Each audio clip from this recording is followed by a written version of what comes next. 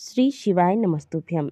नमस्कार दोस्तों, स्वागत है आप सभी का आपके अपने YouTube चैनल खुशहाल ज़िंदगी में। दोस्तों, हम सभी को पता है कि 14 फरवरी दिन बुधवार को बसंत पंचमी का बहुत ही पावन त्योहार हम सभी मनाने वाले हैं, जिसके साथ साथ बसंत ऋतु का आरंभ हो जाएगा। बसंत पंचमी को सरस्वती पूजा के नाम से भी जाना जाता है। इस दिन माता सरस्वती का प्राकट्य हुआ था, इसीलिए इस दिन माता सरस्वती की वंदना, पूजा, आराधना की जाती है।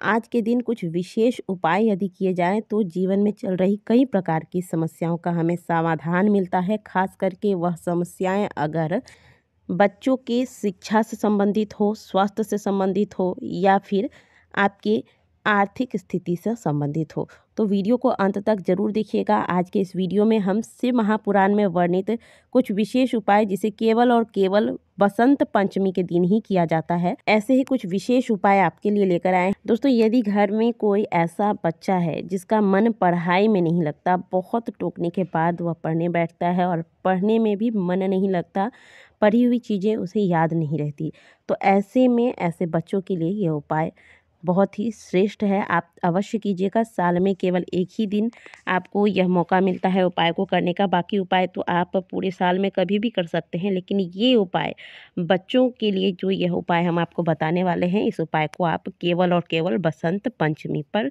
कर सकते हैं। आपको क्या करना है, इस उपाय के लिए 31 सरसों के फूल ले लेने हैं, जो कि आजकल आप जिधर देखें उधर ही आपको सरसों के फूल दिख जाएंगे, बड़ी ही आसानी से मिल जाएंगे। और ये फूल आपको किस प्रकार से ले रहे हैं, क्योंकि सरसों के फूल जो होते हैं वह गुच्छे में होते हैं, तो आपको किस प्रकार से फूल लेना है ये भी ध्यान से सुनिए। ये जो आप देख रहे हैं ये है एक गुच्छा, इसमें से एक एक सिंगल फूल आपको दिख रहे होंगे, छोटे छोटे से फूल हैं। इन छोटे छोटे फूल को अलग कर करके आपको 31 फूल पूरा लेने हैं। 31 फूल जब आप अलग कर लेंगे तो इसे आप लेकर बसंत पंचमी वाले दिन मंदिर जाएं। अब मंदिर जा रहे हैं तो ऐसा नहीं कि आप बाकी चीज़ें नहीं कर सकते हैं, आप महादेव की बहुत सुंदर विधि से पूजा कर लीजिए। पंचामृत से अभिषेक कीजिए, शुद्ध जल से अभिषेक कीजिए, बेलपत्र वगैरह सब कुछ आप चढ़ा सकते हैं।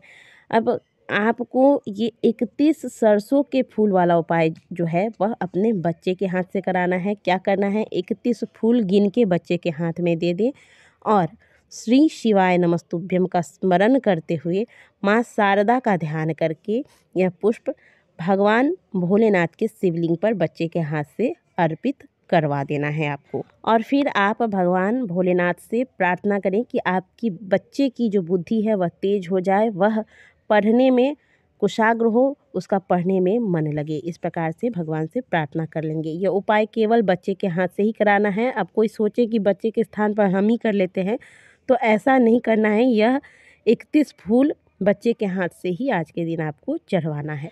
दूसरी बात, अगर किसी को सरसों का फूल नहीं मिलता है तो क्या करें। देखिए, 14 फरवरी को सरसों का फूल लगेगा आपको। यह उपाय आप ऐसा नहीं है कि प्रातःकाल ही करना है, आप चाहे तो शाम के समय भी कर सकते हैं। तो तब तक का समय है आपके पास, तो थोड़ा सा अपने घर से बाहर निकलिए, इधर उधर ढूंढिएगा तो आपको अवश्य मिल जाएगा।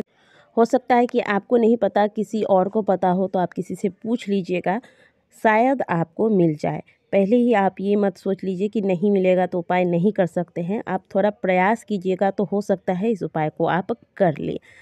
दूसरा उपाय जो है वह स्वास्थ्य संबंधित है। यदि आपको लग रहा है कि जीवन में कोई बड़ी बीमारी दस्तक देने वाली है, आप डॉक्टरों से इलाज करा रहे हैं, डॉक्टरों ने आपको सावधान कर दिया है कि आपको कोई बड़ी बीमारी हो सकती है, होने वाली है, तब ऐसी स्थिति में इस उपाय को आप बसंत पंचमी पे कीजिएगा। क्या करना है, यह उपाय भी आपको सरसों के फूल से करना है।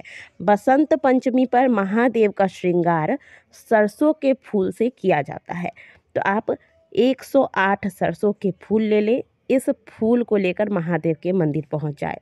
पहले तो महादेव का शुद्ध जल से सुंदर से अभिषेक कर ले, महादेव को चंदन से त्रिपुंड लगा दे। इसके बाद सुंदर से महादेव के शिवलिंग का इन 108 सरसों के पुष्प से श्रृंगार करें, या फिर 108 सरसों के पुष्प महादेव के शिवलिंग पर समर्पित कर दे। इसके बाद वहां बैठकर 108 बार महामृत्युंजय मंत्र का जाप करें। और इस दिन से आप महामृत्युंजय मंत्र का जाप करना प्रतिदिन आरंभ कर दें। आपके जीवन में कोई बड़ी बीमारी दस्तक नहीं देगी। अगला उपाय जो है यह भी उन लोगों के लिए है जो अक्सर बीमार रहते हैं, दवाइयाँ नहीं लगती है, बहुत दवाई खाते हैं लेकिन फिर भी दवाई का कोई असर नहीं होता। तो ऐसे में आप बसंत पंचमी बुधवार को है आपको ले लेना है हरा मूंग, जो कि आखा वाला हरा मूंग होता है, जो प्रदोष में आपको प्रयोग करने के लिए कहा जाता है, वही हरा मूंग लीजिएगा। एक छोटी सी कटोरी ले लीजिएगा, नई कटोरी होनी चाहिए, इसमें हरा मूंग भर दीजिए। अब एक गुड़ की डली ले लेनी है, या गुड़ की डली थोड़ी सी बड़ी हो, इस बात का ध्यान रखिएगा। और एक दुर्वा ले लीजिएगा। ये तीनों सामग्री लेकर महादेव के मंदिर पहुंच जाए। महादेव के शिवलिंग में भगवान गणेश का स्थान आप यहाँ पर देख रहे हैं। इस स्थान पर आपने जो पात्र में हरा मूंग और गुड़ रखा है, इसका स्पर्श करा दीजिए। स्पर्श करा के यहीं शिवलिंग के पास इस पात्र को नीचे रख दीजिएगा। अब एक दुर्वा आपको जब आप घर से लेकर आएंगे तो पात्र में मूंग जिसमें आपने रखा है इसी पर आपको गुड़ रख कर लेकर आना है, और जो दुर्वा है वो अलग से लेकर आएंगे।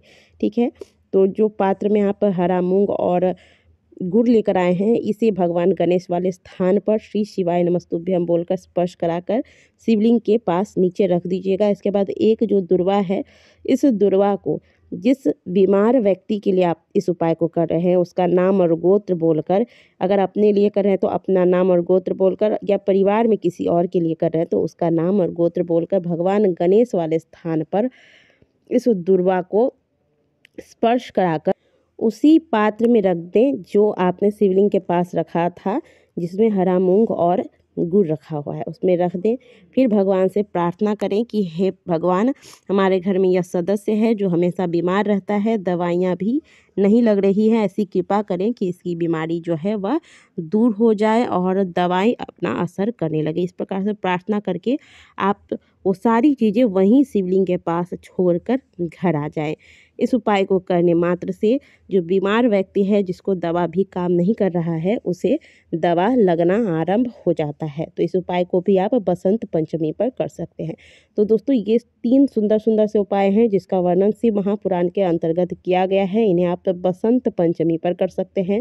14 फरवरी को बसंत पंचमी बुधवार को पढ़िए, इस उपाय को अवश्य कीजिएगा। अगर इससे संबंधित कोई सवाल आपको करना है तो आप कमेंट बॉक्स में कर सकते हैं। आशा करेंगे कि समय रहते आपको आपके सवालों का जवाब दे पाए। वीडियो अगर अच्छी लगी हो तो वीडियो को लाइक कीजिएगा। कमेंट बॉक्स में हर हर महादेव अवश्य लिखिएगा।